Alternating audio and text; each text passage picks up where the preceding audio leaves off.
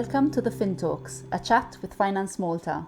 Today we have Cain Grech from Malta Enterprise. Welcome, Cain. Can you please introduce yourself? Thanks, Angel.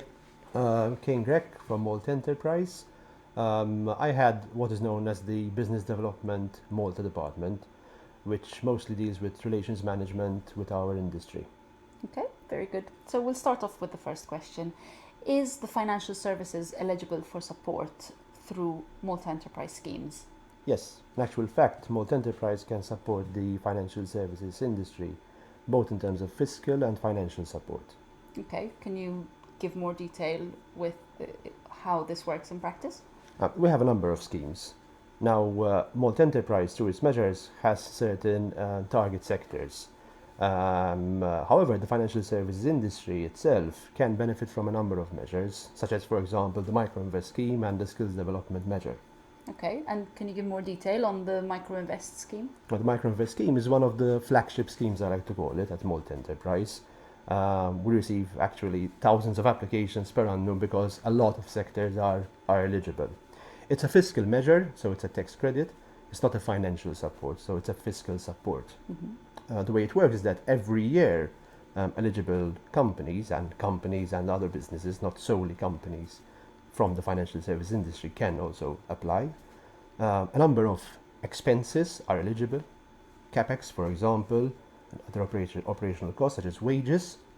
We see what expenses were carried out every year, and every year then you submit an application for expenses incurred the year prior.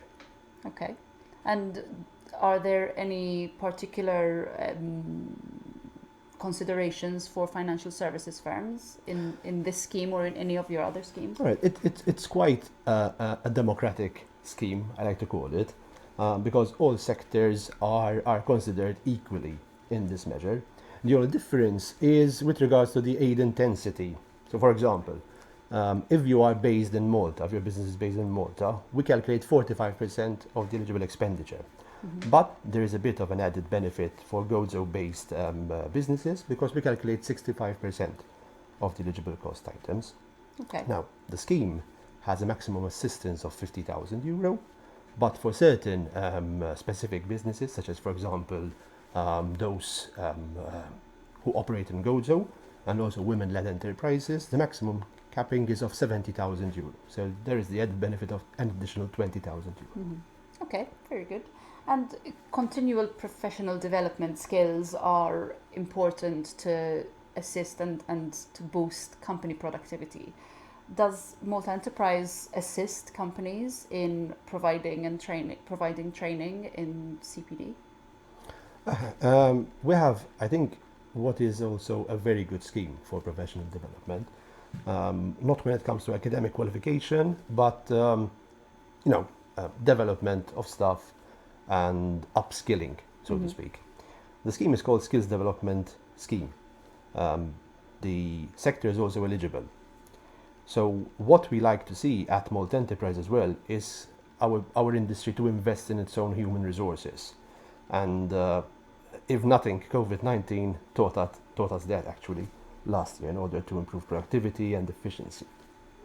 So what we try and incentivize our industry to do is that they carry out a training program with their staff. Mm-hmm. And then Malta Enterprise can see how we can assist in financing and subsidizing part of that training cost. Now, the scheme, in principle, it's a tax credit measure. Also, it's a fiscal measure. Right. However, depending on the economic return and the financial needs of the company, of the applicant company, we can also support it financially. So through a cash grant. It's always a reimbursement. It's never cash up front. Okay. But at least you get a bit money back of what you spent, so you have a stronger cash flow. Mm-hmm. Okay. And can you give me a practical example of how financial services firms are making use of this scheme? Right. Very good question. So if, for example, I have a specific department which I require further training in order to improve efficiency or to learn new skills, for example. I know, for example, there is a digitization program ongoing in the company, and I need to upskill and train my staff in order to utilize new tools. Mm-hmm. So the applicant company submits to Malta Enterprise a scope of the training or an actual training program, because we can also assist in that particular cost in the development of the training program. Okay. Then Malta Enterprise, depending on the size of the company, for large companies it's at 50% the aid intensity, for medium-sized companies at 60%, and for small companies it's at 70%. We see what expenditure is going to be incurred, we calculate that amount, and then we subsidize the cost when it comes to training cost, wage cost, so during the contact or training hours, and then it's a reimbursement or a fiscal benefit. Mm-hmm. Okay, and ultimately you have a team which has, a broader range of skills in a particular chosen Exactly, field. exactly. Okay.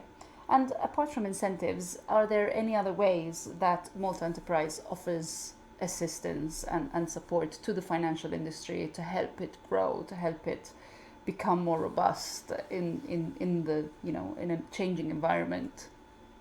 The financial sector and the financial services industry traditionally has never been associated as Malta Enterprise core sector. We have been associated with manufacturing, with IT, and aviation, for example, and other sectors. However, lately what we try to do is that we embarked in a relations management exercise in order to incentivize innovation throughout industry, not solely to specific traditional Malta Enterprise sectors. So what we can consider also, if